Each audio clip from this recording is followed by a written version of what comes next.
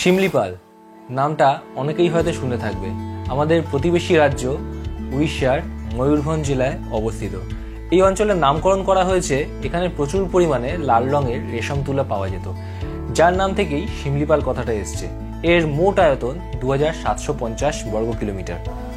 এই শিমলিপাল টাইগার রিজার্ভকে 1980 সালে জাতীয় উদ্যান এবং 2009 সালে ইউনেস্কো দ্বারা এশিয়ার দ্বিতীয় বৃহত্তম বায়োস্ফিয়ার রিজার্ভ হিসেবে ঘোষণা করা হয়। এখানে 42 প্রজাতির স্তন্যপায়ী প্রাণী, 242 প্রজাতির পাখি এবং 30 প্রজাতির সরীসৃপ পাওয়া যায়, যার মধ্যে বিশেষত বেঙ্গল টাইগার, এশিয়ান হাতি, গৌড়, চৌশিঙা, স্পটেড ডিয়ার দেখা যায়। এখানে আছে প্রায় 1076 প্রজাতির উদ্ভিদ এবং 96 প্রজাতির অর্কিড। শিমলিপাল জাতীয় উদ্যানের ভেতরে প্রায় 10,000 মানুষের বসবাস, যারা প্রধানত উপজাতীয় গোষ্ঠীর। পুরো শিমলিপাল এলাকায় বিভিন্ন গ্রাম রয়েছে যেখানে এই মানুষেরা বসবাস করেন। আর এই শিমলিপাল সিরিজের ব্লগগুলো হতে চলেছে চরম এক্সাইটিং একটা ব্লগ। তোমরা সাথে থাকো, দেখতে থাকো, অবশ্যই ভালো লাগবে। আগের ভিডিওতে তোমাদের দেখিয়েছি আমরা শিমলিপাল কিভাবে পৌঁছালাম আর যেতে যেতে পথে কি কি দেখলাম। আজকের পর্বে দেখাতে চলেছি শিমলিপালের সাফারি। আমরা সাফারি যাওয়ার আগে কোথায় কোথায় গেলাম, কি কি করলাম সেসব আজকে দেখাবো। এই ব্লগটা হতে চলেছে চরম এক্সাইটিং একটা ব্লগ, তোমরা দেখলেই বুঝতে পারবে। ভিডিওর একদম শেষে দেখাবো কিভাবে আমরা সাফারি বুক করলাম আর তার কি কি নিয়ম কানুন। তোমরা ভিডিওতে সাথে থাকো, সেই সবটি দেখতে থাকো, অবশ্যই ভালো লাগবে। চলো ভিডিওতে ফেরা যাবে। Good morning, next day. চা নিয়ে বেরিয়েছি, ঠান্ডা ঠান্ডার মধ্যে চাটা বেশ ভালোই লাগছে। ওয়েদারটা দেখো। এখন একটু গরমটা শীতটা কম, সন্ধ্যা হলে শীতটা একটু বেশি করে। এরপর আমরা ব্রেকফাস্ট খেয়ে বেরিয়ে পড়লাম সাফারির উদ্দেশ্যে 12টার সময়, আর লাঞ্চটা সাথে নিয়ে নিলাম। আজকে বেরোচ্ছি এখন ঘুরতে, কয়েকটা ওয়াটারফলস দেখবো, যেতে যেতে দেখাচ্ছি। এখন বেরিয়ে পড়লাম আজকে ঘুরতে যাওয়ার। তো এখন যাব উস্কি ফলস আর Beherpani falls. Careful, one of the doors is open. Please check. Do wear your seat belt for a safe drive. হয়ে যাচ্ছে, যখনই আমি কথা বলছি তখনই ও বলবে সবসময়। ঠিক আছে, সবাই যাচ্ছে, রেডি। আরও অনেক কিছু, ওই দুটো বাদেও একটা জিনিস আছে, এটা দেখতে থাকো। এখন আমরা যাচ্ছি উস্কি ফলস দেখতে, উস্কি জলপ্রপাত। কতটা আছে কি আছে দেখি। এখানে যেতে যেতে আমি অনেক জ্ঞান দিয়েছিলাম, কিন্তু দুর্ভাগ্যবশত সেগুলো রেকর্ড হয়নি। তা কি আর করা যাবে। উস্কি জলপ্রপাত যেতে রাস্তাটা মোটামুটি খারাপ, বয়স্ক লোকেদের একটু প্রবলেম হতে পারে। বাকি উস্কি জলপ্রপাতটা খুব সুন্দর, আমার তো ভীষণই ভালো লেগেছে। তোমরা দেখতে থাকো, ভালোই লাগবে আশা করি।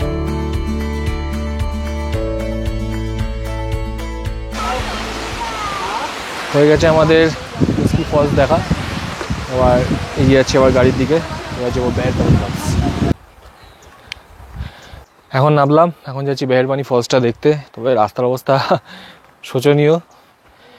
বেহেরপানি ফলস দেখতে গিয়ে আমাদের নাকাজিন চোপানি অবস্থা হয়ে গেছে, মানে এত হেবর থাবর।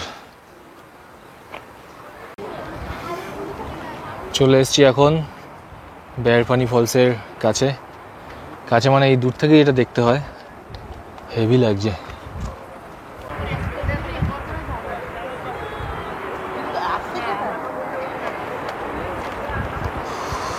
দারুণ।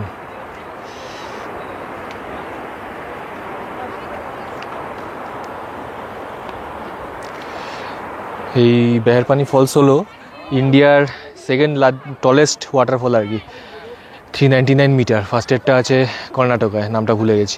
আর বুড়িবালাম নদী থেকে এটা আসছে। অনেক ইনফরমেশান দিয়ে দিলাম, দেখতে এসো।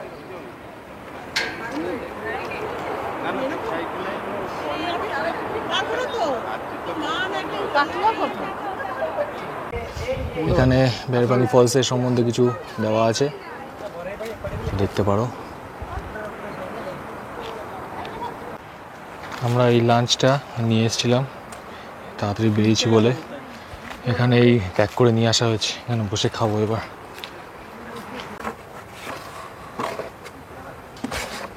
হাতে এই শালপাতা দিয়ে দিয়েছে, শালপাতার সব স্টেবিল টেবিল করে থালার মতো করে। এখানে হলো ভাত,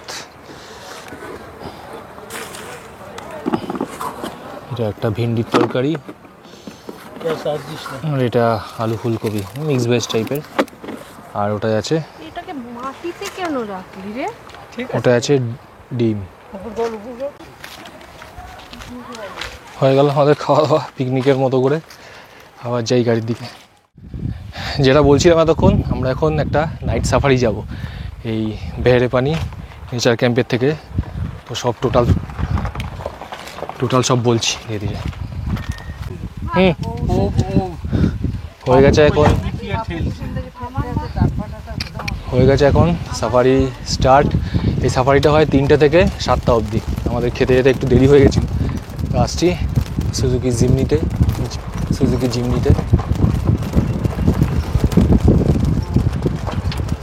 এই সাফারিটা হয় এই বেহেরেপানি নেচার ক্যাম্প থেকে চাহালা রেঞ্জে।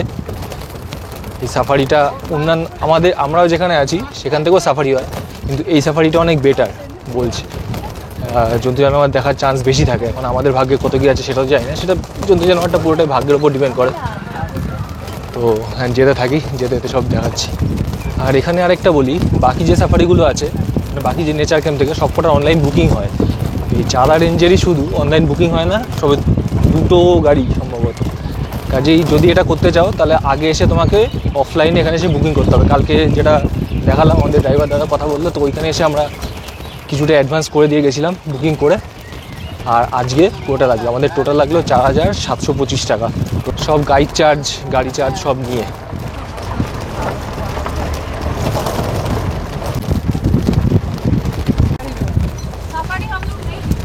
এইখানে 2টো টাইমিংয়ে সাফারি হয় অ্যাকচুয়ালি, ভোরবেলা 5:30 থেকে আর এই 3টে থেকে, দুটোই 4 ঘন্টার সাফারি মোটামুটি। আর এই জায়গাটা একটু অফলাইনে আর কি করতে হবে। তো কেউ যদি করতে চাও এখানে এসে তোমাকে কাউন্টারে গিয়ে তোমার অফলাইন বুকিং করতে হবে। মানে বাকি 3টের যে নেচার ক্যাম্প বললাম সেগুলো সাফারি অনলাইন বুকিং করা যায়, তো সেইগুলো আমি ডেসক্রিপশানে দিয়ে দেবো বা স্ক্রিনেও দিয়ে দিতে পারি কোত্থেকে বুকিং হবে, এটা আমি বলে দিচ্ছি। এই একটা প্রথম এন্ট্রি গেট, চেক পয়েন্টে এলাম।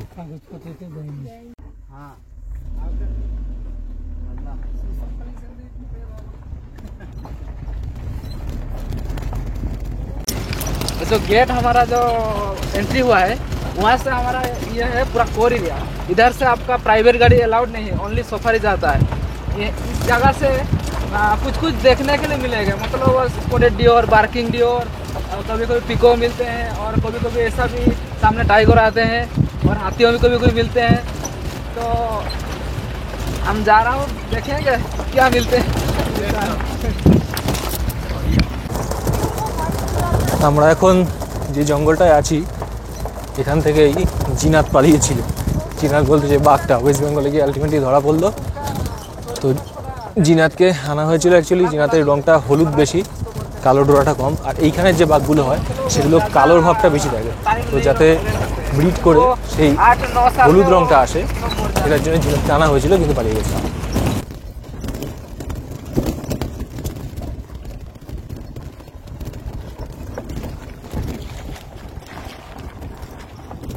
বন মুরগি দেখলাম ফার্স্ট এই সাফারিতে, সাফারি ফার্স্ট দর্শন।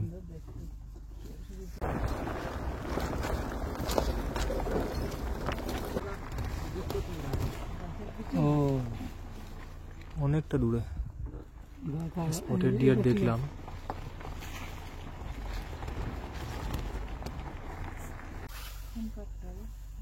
এই যে এই দুটো গাছের মাঝখান দিয়ে তাকিয়ে দেখো, হাঁটছে একজন।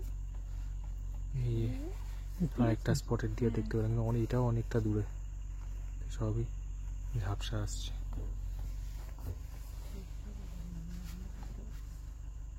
ওই গাছের তলা একটু ধূসর রং, তো গাছের ওই যে ডান দিকটা দেখো আপনি, এই দুটো গাছের মাঝখান দিয়ে দেখো বসে আছে।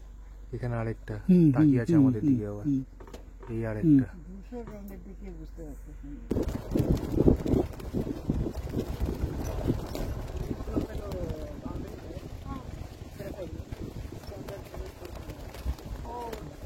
এটা গ্রিন কালার বাউন্ডারি জিনাতকে নিয়ে এসে গ্রিন কালার বাউন্ডারির ওপারে রেখেছি। ওইখানে যে গ্রিন কালারের বাউন্ডারিটা দেখা যাচ্ছে ওর ভিতরে জিনাত ছিল, ওখান থেকেই পালিয়েছে।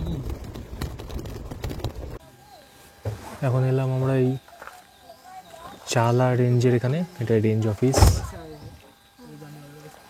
এখানটায় টয়লেট করলে পড়াতে পারো, ওই জন্য এখান থেকে দাঁড়ালো আর কি। बहुत सारे आते हैं চালা, यहाँ पे, बहुत सारे आते हैं। এটা হলো আমাদের সাফারির গাড়ি, সুজুকি জিমনি। ভালোই লাগলো বেশ এটা চড়ে। কেমন লাগছে সবার? সবাই জুবুদুবু হয়ে আছে কেন? যাক, খুব ভালো লাগছে। এটা চড়ে উঠতে হবে।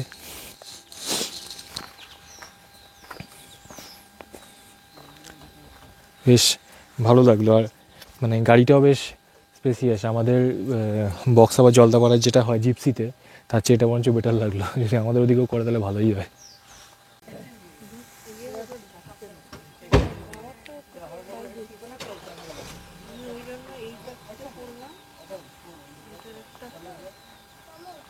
এখানে এসে একটা জিনিস শুনলাম, আমাদের গাইড দাদা বললো এই জামুনিগুলো যে নেচার ক্যাম্পটা আছে সেটা থেকেও এখানে সাফারি করা, এই চালা রেঞ্জে। তো সেখানে অনলাইন বুকিং হয়, সেইটাও করতে পারো। তবে জামুনি রেঞ্জের যেটা আছে ওটা প্লেন এমনি রাস্তা দিয়ে, যেরকম এমনি মাটির রাস্তা দিয়ে আসবে, আর আমাদেরটা হলো একটা হিল এরিয়া দিয়ে এসছে আর কি। এই গাছটা ইউক্যালিপটাস গাছ, নীলগিরি ইউক্যালিপটাস। এটার বয়স কত বলো তো? 200 বছর। ময়ূরভঞ্জের যে রাজা ছিলেন তো সে এটা লাগিয়েছিলেন, এখন অবধি আছে। অবাক অবাক করা জিনিসপত্র সব, মানে চারদিকে এত অবাক অবাক জিনিসপত্র। ये वाला रास्ता सब उन्होंने ही बनाया। এইখানে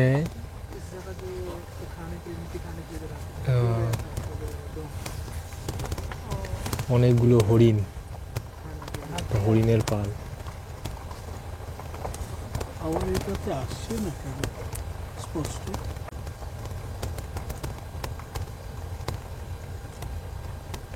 হরিণের পাল। এই বাড়িটা যেটা লাল রঙের, এটা ময়ূরভঞ্জের রাজার বাড়ি ছিল, 200 বছরের পুরনো। তো এখানে শিকার করতো, শিকার করে সে এখানেই থাকতো আর কি। তো এখন এটাকে মডিফাই করেছে, করে এটাকে রেখে দিয়েছে। এত কাছের থেকে জঙ্গলের হরিণ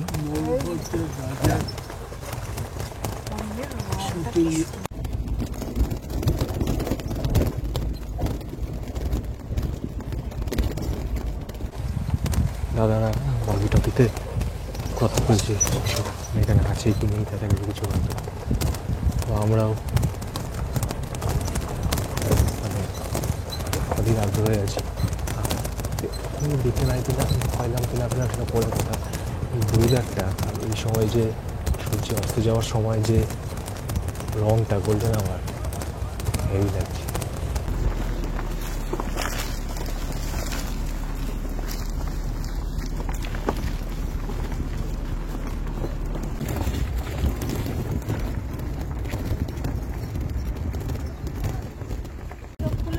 কাকু, তোমার বাদিকে হরিণ, এই যা যা চলে কতগুলো হরিণ, স্পটেড ডিয়ার।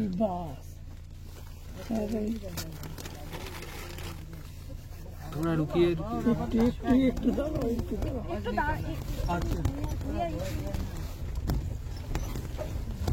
দাঁড়ানো যাবে না?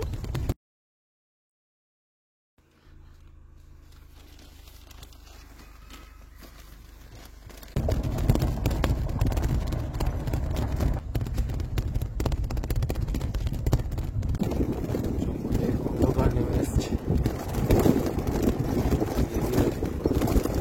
আরো অন্ধকার হচ্ছে। এখন যত অন্ধকার হচ্ছে ঠান্ডাটাও সেই অনুযায়ী বাড়ছে। আমাকে ঠান্ডা লাগছে, আমি শ্বাস করে নিলাম, ভালো ঠান্ডা লাগছে। সকালে ওরকম গরম, আর এখন কত ঠান্ডা।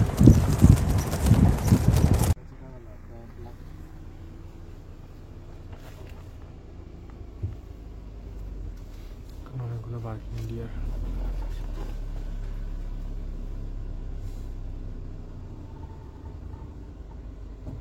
ডাকছে बार्किंग डियर। इस जगह हाथियों भी ज़्यादा आते हैं इधर, इस साइड पे। इसलिए खुला हुआ खुला हुआ है, हाथी नहीं आ सकते। জঙ্গলের ভিতর পুরো অন্ধকার নেমে এসছে।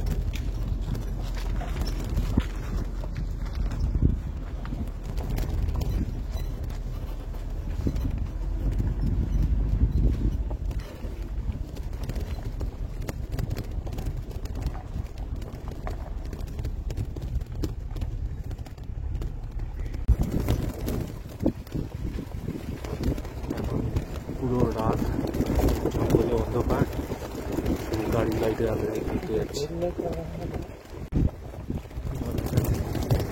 সার্চ লাইট মেরে মেরে দেখছি, দেখা যায়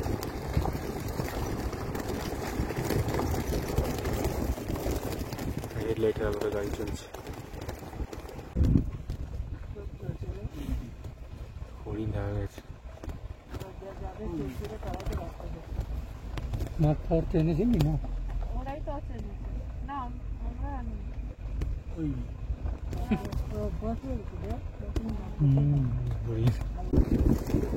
আকাশের চাঁদ, আমরা সাফারিতে।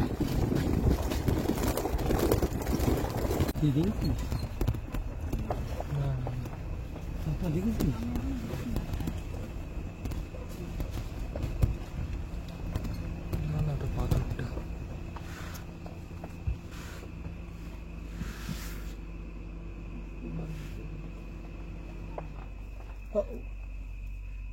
বসে আছে। কই? ওই তো বসে আছে, ওই তো নিচে আছে। বাবা লেপার্ড, ছোট ওই তো বসে আছে। একটা লেপার্ড বসে আছে। নিচে নিচে না? হ্যাঁ, ওই তো মাঝখানে ওই যে উঠছে তো, এই যে নড়লো, ওই লেপার্ড, লেপার্ড। বাড়িতে চলে গেল। এটা লেপার্ড না বাঘ? লেপার্ড ভাগের মতন এই যে এসছে। ওই তো ভেতরে দাঁড়িয়ে আছে। ওই যে ভেতরে দাঁড়িয়ে কোথায়? আছে। ওই তো ভেতরে দাঁড়িয়ে আছে। এই যে টর্চটা দিকে, টর্চটা দিকে। আমি দেখতে পাচ্ছি না। ওই যে টর্চটা, আগাটা, টর্চের আগাটা, টর্চের আগাটা দেখো। ওই যে উঠে গেল। না না, যাচ্ছে লেপার্ড। মাত্র এই চাহালাতে এলেই দেখতে পাওয়া যায়। ডোয়াটা না, গুটলি গুটলি। থ্যাংক ইউ ভাই। এইটা হলো জঙ্গলের মধ্যে ফরেস্ট অফিসারদের বাড়ি, ফরেস্ট অফিসারদের থাকার জায়গা। আর আমরা প্রায় 2 কিলোমিটার আগে লেপার্ড দেখলাম। ওহ, এর জীবন। ভাই, সাফারি সার্থক। হ্যাঁ, লাস্টে আসার আগে লেপার্ডটা যা দেখলাম, সত্যি মানে এতদিন এত জায়গায় এত সাফারি করেছি, কোথাও একটা লেপার্ড বা বাঘ বা কি, সবাই ঠান্ডায় অলরেডি জুবুদুবু হয়ে আছে, সেখানে এই একটা লেপার্ড দেখা। আর মানে কি কি বলবো, দেখে মানে ও যে নড়লো, একটা পাতার আওয়াজ নেই। এবার খুলি, বাবারে, সাফারি সার্থক হয়ে গেল। অ্যাকচুয়ালি হ্যাঁ, যদি ঘুরতে ফুরতে আসো, মানে ঘুরতে আসো শিমলিপাল, এই সাফারিটা করোই। এই চাহালা এখানে সাফারিটা, হ্যাঁ। গেলে আর এই সন্ধ্যেবেলা সাফারিটা করবে, এটাতে পাবেই পাবে একদম, মানে 200% শিওর। প্রথম ড্রাইভার দাদা প্রথম দেখতে পেয়েছে, পেয়ে তারপর মানে এমন চোখ আমরা কেউ দেখিনি, দাঁড় করিয়ে তারপর দেখলাম।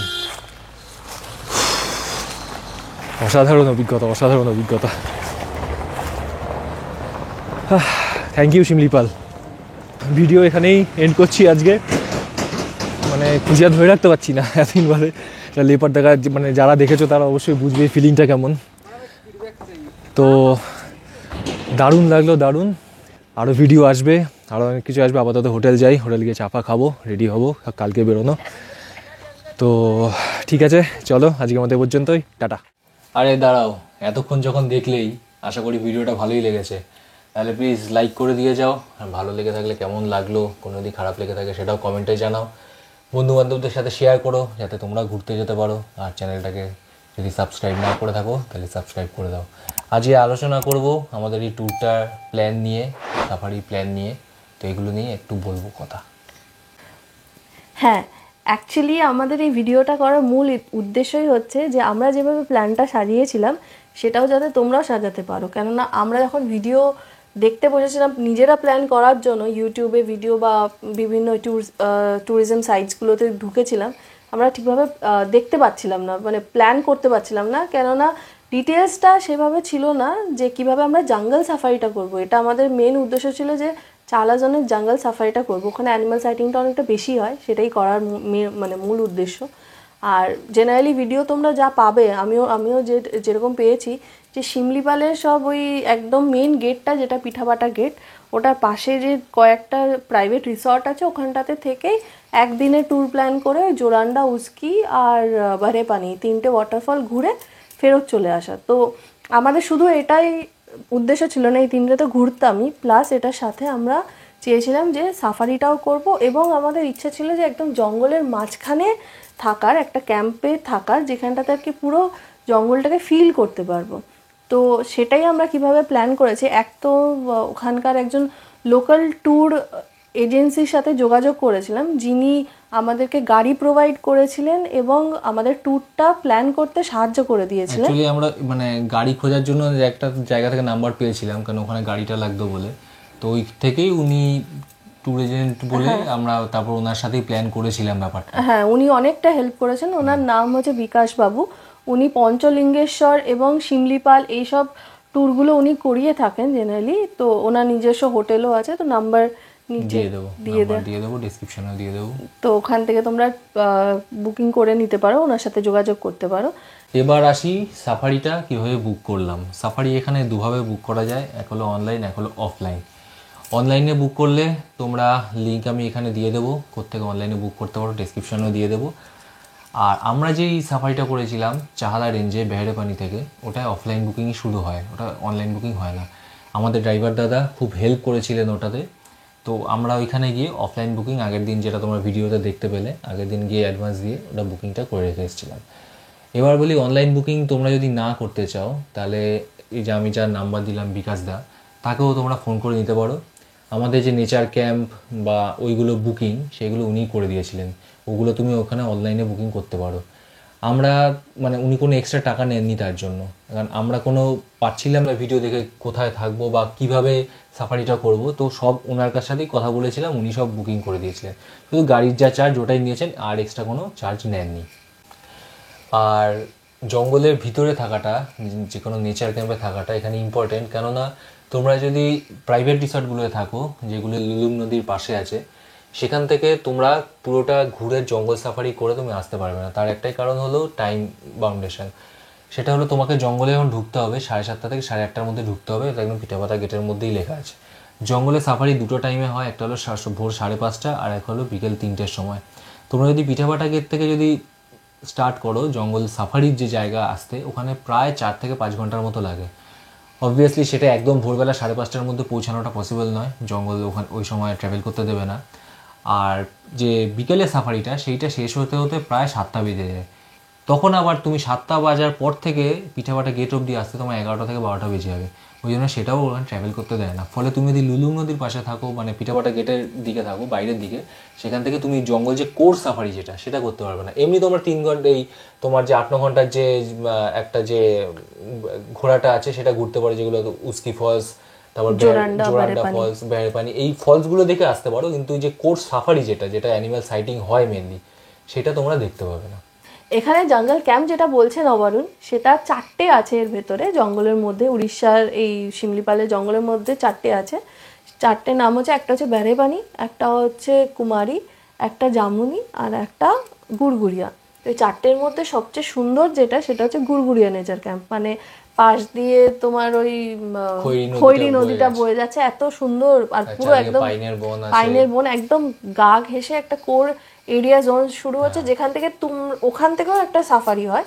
যদি ওখানে অ্যানিমাল সাইটিং কম বলে আমরা ওইদিকে সাফারিটা নিয়ে নিই। মানে চারটে যে নেচার ক্যাম্প আছে, 4টে নেচার ক্যাম্প থেকেই সাফারি হয়।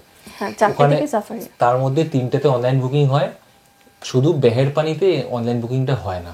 আমরা সেই বেহেরপানি সাফারিটা করেছিলাম, বেহেরপানি থেকে চাহালা রেঞ্জ। তো চাহালা রেঞ্জের যেহেতু সাইটিং বেশি হয়, এই জন্য আমরা ওটাই প্রথম থেকে ইচ্ছা ছিল। সেইটা জামুয়ানি থেকেও আবার হয়, কিন্তু গুড়গুড়িয়া থেকে জামুয়ানি গিয়ে সেখান থেকে করাটা খুব চাপের, মানে অনেকটা ডিস্টেন্স হয়ে যাবে। মানে জাউমানি থেকে অনলাইন বুকিংটা হয় একদম।